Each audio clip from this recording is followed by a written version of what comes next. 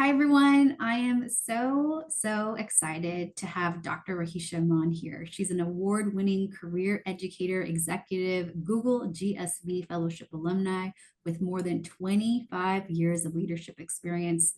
2024, she joined City Teaching Alliance as CEO from New York City's DOE, where she most recently served as Senior Executive Director of School Support and Operations. Rahesha's been a teacher. She's been an educational coach, assistant director of early childhood, assistant principal, principal of Frederick Douglass Academy. I mean, the list goes on, so many awards.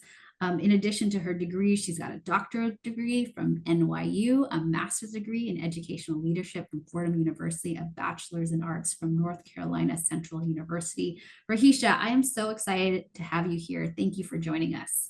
Oh, it's my pleasure, Annalisa. Thank you for having me. So, Rahisha, I would love to start with identity. Share with us, how do you identify and how has that shaped your path? Absolutely. Well, I always start with just being a Black woman, and then I add being the quintessential New Yorker. I am proud to have been born and raised here, fourth generation New Yorker, and it is so much a part of the fabric of who I am. I always say growing up in New York is like a study in cultural anthropology. You know, you have this opportunity to just engage with so many different people, right? And have so many different experiences, layered with being a Black woman in America, has really shaped so much of who I am and how I see myself at this young age of 53. I mean, Rahisha, you look fabulous. My gosh, I wouldn't have guessed that. So, Rahisha, did you know you wanted to be CEO? Was that part of like young Rahisha's dream of, yep, that's what I want to be? Absolutely not. Young Raisha's dream, never thought, Biggie Smalls always say, I never thought, life would take me this far. Not quoting him exactly, but absolutely not. I actually wanted to be an actress for a long time, really appreciated the arts. I'm so grateful to my mother who made sure I got to see Broadway shows, live theater, and opera. I mean, just so many opportunities to engage with, I always call it like this magic between an audience and your ability to kind of convey. So for me, I thought I'd be like on this stage someplace, had the opportunity to attend Harlem School of the Arts. And where I took piano and dance and other artistic forms. I was actually in my school plays all of the time, in particular in elementary school. And then somehow this academic piece, right? Like I went to an all girls school 6 through 12, and I wasn't necessarily like a theater kid, so I didn't see myself in that space. And this academic push became more prevalent, and I heard kind of like that voice from the people in my community versus like this pathway maybe in the arts. And so while I loved the arts and remained, I started to think about like what else could I do. And from there, actually, I thought I was going to be pre-med, right? I love the sciences. And so really doubled down there. Actually was entered North Carolina Central University as a pre-med major. Thought I would be someone's doctor. And funny fact, I remember sitting in my first biology class there, and a young man said to me, What are you doing here? Like, I don't know why you're here. Remember, I went to an all girls school. So, like, this brand of being a girl, this brand of being able to achieve things and have, I always say, all the worlds, right? The family, the career, the husband was front and center. So, right, to have someone say that to me was off putting, but it also made me kind of rethink is this what I want to do or not? And so I had an interesting path. I had many majors in college. I often don't know how I still graduated in 4 years, but never did I think I'd be a CEO. Have I always been a leader? Yes. I was class president even in elementary school, which blows my mind when I look back. But never thought I'd be, leading an organization or even serving in many of the roles I served in here in New York City during my 30 years of service. Marisha, I want to talk about this all girls school. I find that surprising, but also it makes sense because whenever I talk with you, it's with this empowerment. Like, why don't other women, why don't other people of color have my mindset? And you've talked about, your the love that you received from your family growing up and how that was obviously very important. And to learn that you also had an all girls educational experience for 6 years of your life. Can you go into that? Because I don't have that background. I don't know if many listeners do. Why is that so formative? What makes it like, yeah, why would you ask me that strange question? I don't even know what you're talking. There's like not even a doubt, like this male said it, and there was no like, oh, maybe it's true. It just never dawned on you. Can you talk about that and why the all girls and how that all girls experience fed into that? I always, thank my mother because, while some of these experiences could seem polarizing, right? There are these extremes, right? I went to all girls school 6 through 12. Then I went to an historically Black college, right? To others, it could be perceived as being polarizing. But, I think one of the things that my mother understood and which was clear attending the Ursuline School in New Rochelle is they're really about promoting you first and foremost as a strong entity, right? Like really understanding yourself beyond the traditional norms that can be associated with the gender. And that's even so many years after like women's liberation and the women's movement. And so what does that experience feels like? One, it is like removes the stress of anything around like what happens when the male gender learns alongside women, right? So you know about the classroom and there's the T, and teachers often teach to the T. In an all girl setting, teachers are teaching to everyone, right? Understanding that, like, not only is it about the academics, it's also about helping us find our voice in a world that may not see us the same. We're still fighting for equal pay for women, right? Compound that with being a Black woman, right? It for me was a space that allowed me to thrive first and foremost in my gender, but juxtaposed to it wasn't because it is a predominantly white environment. During the time I was in high school in the 80s, early 80s, during a time when we weren't talking about diversity, equity, inclusion, there weren't parents of color groups, right? So there still were moments when, yes, I was embraced, right? Because I was a part of this gender affirming community. But at the same time, I was different as one of few Black girls in this environment, right? So for me, it was this battle almost, right? Like, oh, I love being a girl, but what does it mean to be a Black girl here, right? Because that was very different. I did have my French teacher in middle school say to me, I'm not sure, how you'll pick up the French language. I had only taken Italian in elementary school, still a Romance language, so foundational, some of the things were the same, but she said, because, I know in your home, they may not speak proper English. And, that was such a shock to me, right? Because I'm like, my mother's paying a lot of money for me to be here. I'm sure she's not expecting this to be said. And quite the opposite. Like in my home, English was spoken properly. And actually, it was the opposite, right? It was, constantly reinforced. So it took me a long time, right? It wasn't until adulthood that I really appreciated, and I would say like in my late 20s, having the all girl experience. I actually went back this past March as one of their Women's History Month guest speakers.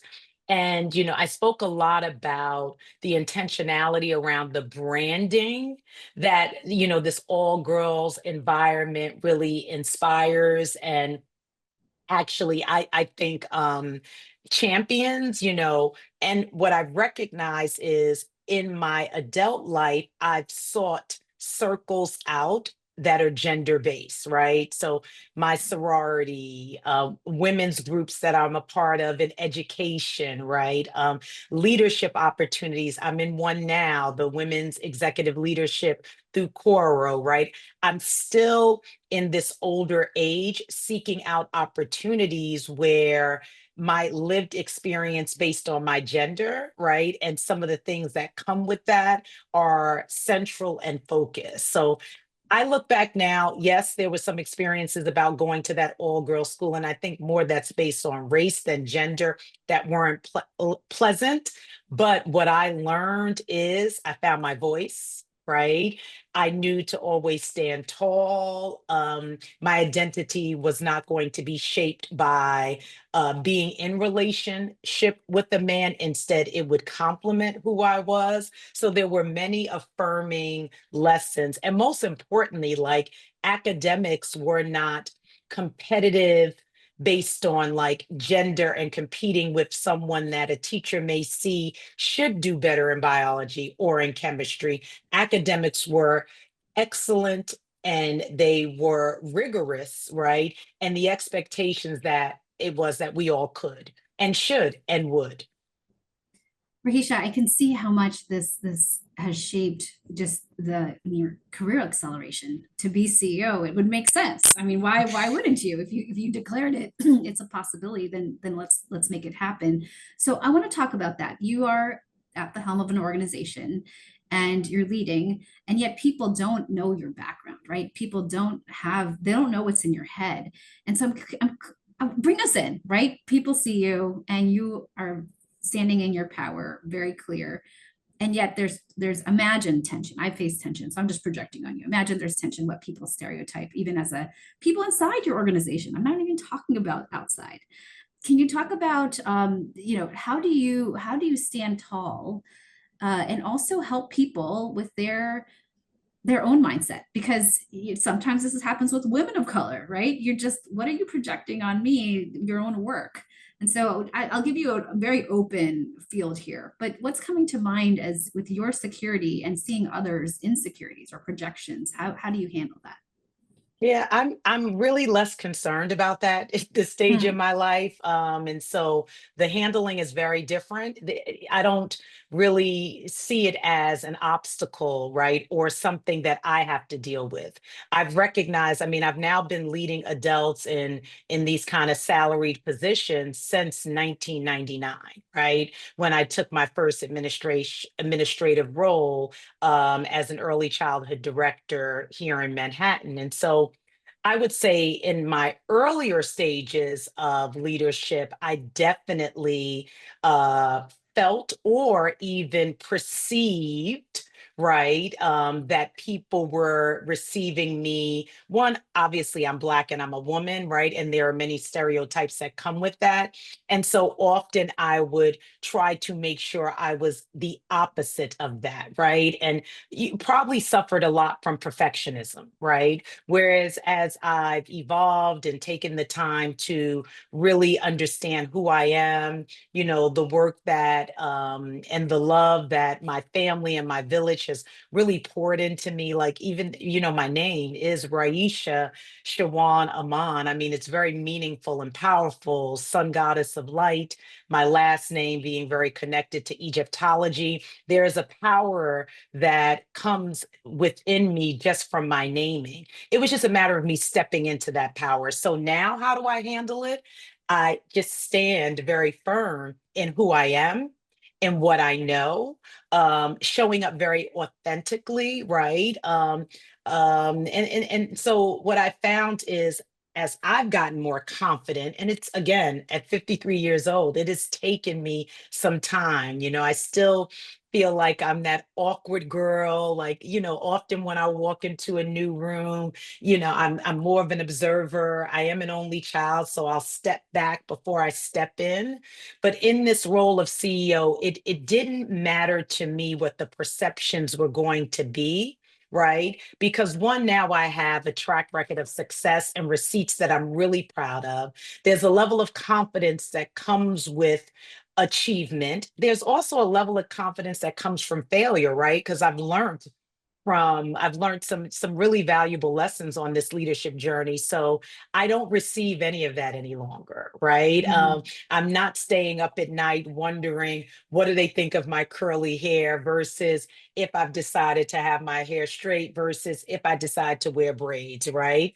Those things aren't the things that are keeping me up. What keeps me up now is like, what's the impact I'm having, as this leader? Am I showing up right in my full self, right, to do this job well?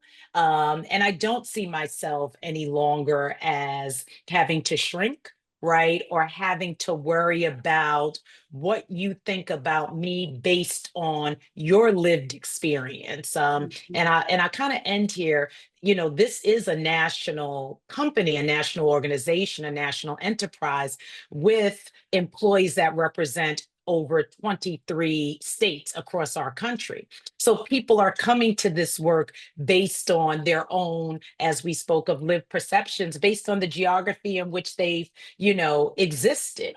And so I recognize that that may come with maybe they've never interacted, right, with a Black woman. Maybe they've never been led by a woman, right?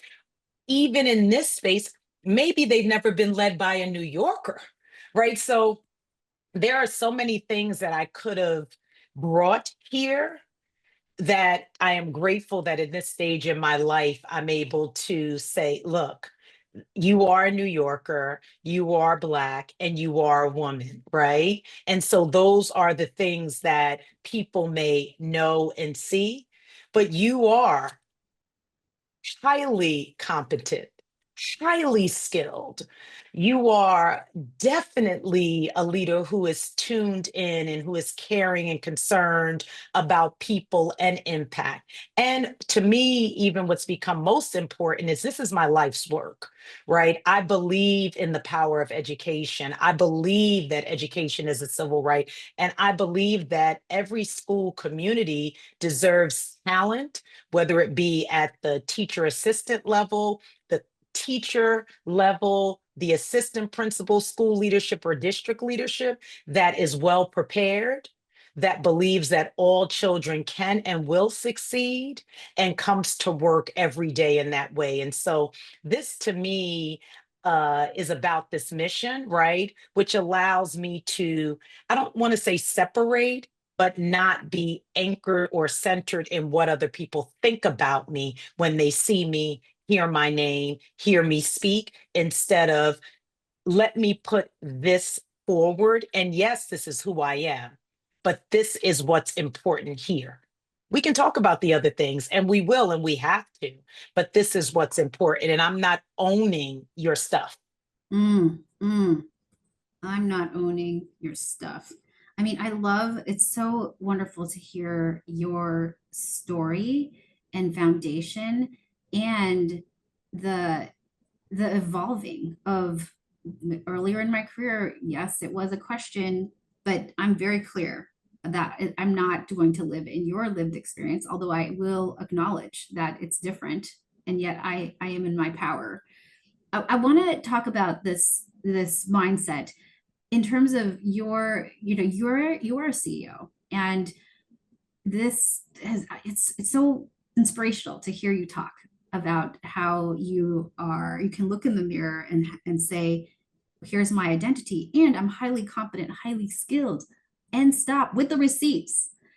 So I want to talk about that because getting to your level, if I were, I want to be that, I want to have that sort of conviction. And I'm wondering, is it, if you were to give advice, right, to others who are really wanting this, really mission driven as you are, but they're not yet there. And I'm curious, what would you say? Would you say, other than this, or maybe even double down on this? is there another mindset, skill set, just an emphasis in your leadership that you think has helped to catapult you besides being badass? But like, in addition, what would you say to give advice to someone who wants to be someone like you with the impact level of leadership and confidence? What would you tell them?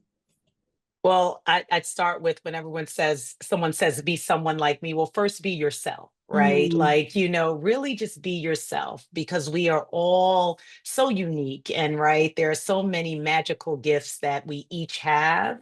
And I think that allows us to not get caught up in this comparison, right?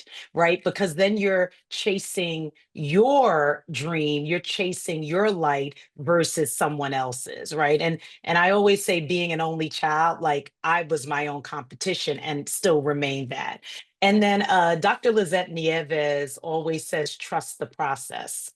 It takes, like, when you're in your 20s, like my faith is, definitely at a stronger, firmer space now. But when people told me trust the process in my 20s, I'm like, no, the process just feels so hard. Why is it taking so long?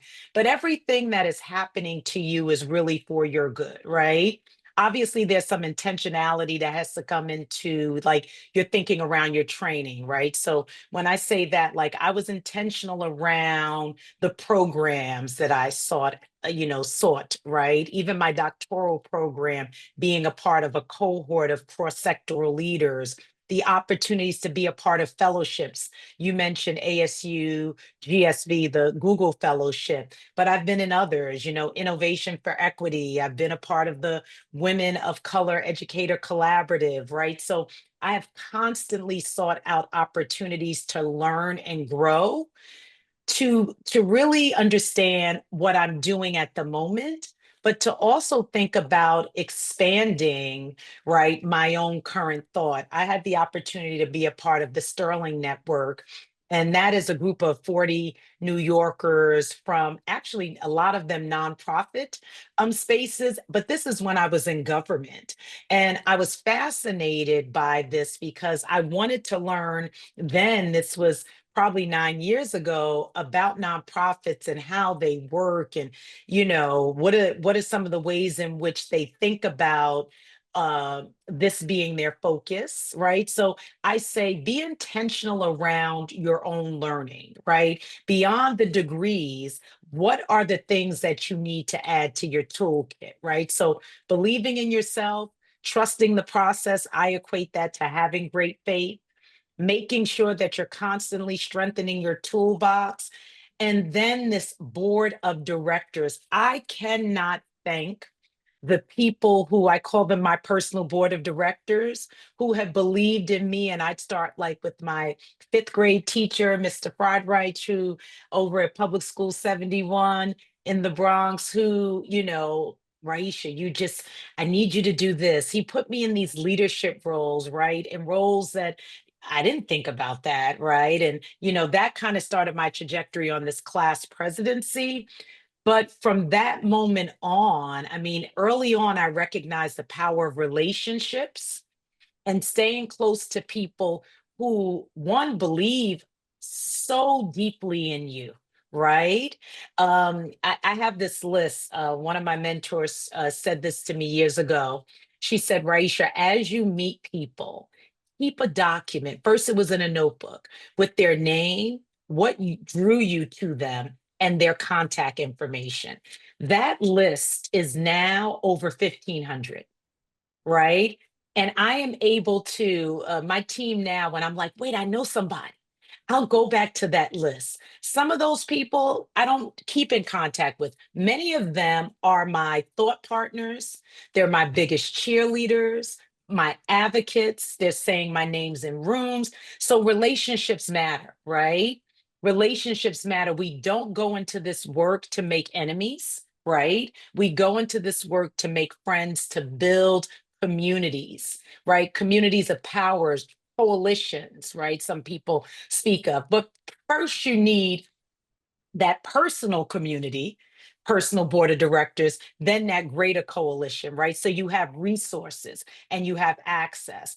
And then I'm going to, go to where I kind of started. You got to believe in yourself. You got to look towards the light. There are going to be challenging times.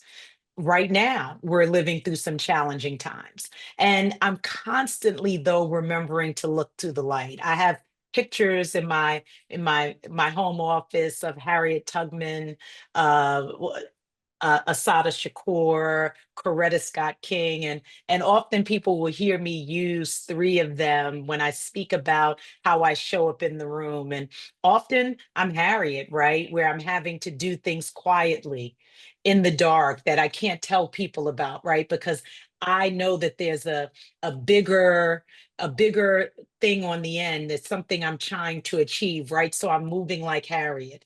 Often I'm out there, fist to the air like Asada, right? Out front, very vocal, standing firm. And not that when I'm Harriet, I'm not standing firm, right? But I can't be, it's not as outward, right? And then there are moments when I'm Coretta, when I'm with my pearls on and my suit, and it may seem to others that, through this gentler voice and, this smile, like it may disarm, but I'm still as powerful. So that first knowing yourself is so important. And the strength, and I call them my heroes, my muses behind, besides like the personal connections and family members that I admire, that I can look to, for leadership attributes that I admire, that I can then apply, so to my own day-to-day existence as a leader. So, like I said, you got to believe in yourself. You got I to love look to the light. You got to trust the process, have faith. You got to constantly think about, what am I missing in my toolkit? Not that you're not whole on arrival, but what else do I need? And then that board of directors, both personal and also for you to build that coalition around whatever it is your passion and mission is. Oh, Rahisha, I love that the advice, and that we can source from within and also from our community, that we're not alone, Yes. right? We sometimes think, oh, I got to Yes. be tough and brave on by myself. No, it's this network, but it starts with real relationship. Absolutely. And I forgot to add, and Yeah, yeah, it's okay to fail. it's okay to. Let me tell you, it is okay to fail. I have learned some of my greatest lessons from failures. I'm Mm, not saying we want to fail all the time, obviously not, because there's this thing that people say, but you learn if you take the time, and this is that self-awareness, to recognize that, you know what, I tried, it maybe didn't work in the way that I thought, and you're able to learn from it and maybe apply different moves that you need to make or leadership strategies, right? You will become better for it. So, allow yourself to just, again, trust that process. mm-hmm, mm-hmm. So good, because it's learning, right? And if we're sitting here Yes, like, oh, if I ride a bike, I'm going to fall, I'm a failure. No, it's part of the process. Trust the that's process. right. You're going to That's right. fall, but you'll get back up. It'll be okay. That's right. But it's painful. So let's just name, I can't be like, oh, it's going to be fun to fall. No, it's not. And you'll get back up. You'll get there. All Listen, right, I cried every day as an assistant principal my first year, by the way. I cried every day as an assistant principal my first year, right? It was tough. It was challenging, but I mean, years later, those tears, right, built a muscle where I could lead adults, right? And where I could, be able to act on a mission and be in my, sweet spot and be passionate and lead. But the tears had to come and they had to fall. hear that. Definitely shared my tears, my waterfall as well. Okay, Rahisha, this has been so good. Are you ready for lightning round? Yes, Chocolate or vanilla? both. Why do I have to choose? Cooking or takeout? Oh, cooking. I love to cook. It is like a language for me. It's a love language. It reminds me of my grandmother. Actually, I feel like she's with me when I'm cooking. So, cooking, yes, I love to cook. I love the smiles on people's faces because I actually can cook. I throw down. Climb a mountain or jump from a plane? So, as badass as I am scary and I am not athletic at all. So, I don't want to do neither, actually. Like, I'm not trying to jump out of a plane. Why? Be on a plane, sure. Climb a mountain? Absolutely not, because I'm already thinking I'm going to fall. Tell me, have you ever worn socks with sandals? Actually, now that I do Pilates, quite a bit because you have to wear your grip socks to class, right? So sometimes I'm like, so I don't forget my grip socks. But as a fashion statement, absolutely not. But to Pilates, yes. How would you rate your karaoke skills on a scale of 1 to 10, 10 being Mariah Carey? Well, I think because I'm like full of life and very theatrical, a 10, but I can't sing at all.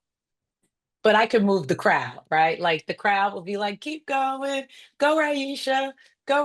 But no, I cannot sing. What's a recent book you read, or what's a good book that you've read? Oh, I am finishing up Harlem Rhapsody by Victoria Christopher Murray. It is so yummy. I don't want to give any teasers, but it's a little bit of W.E.D. Du Bois, a lot of like Harlem history. I am enjoying it, and my book club meeting is on Sunday. Can't wait to discuss it. What's a favorite way to practice self-care? I would say two things for me. One of them is sleep.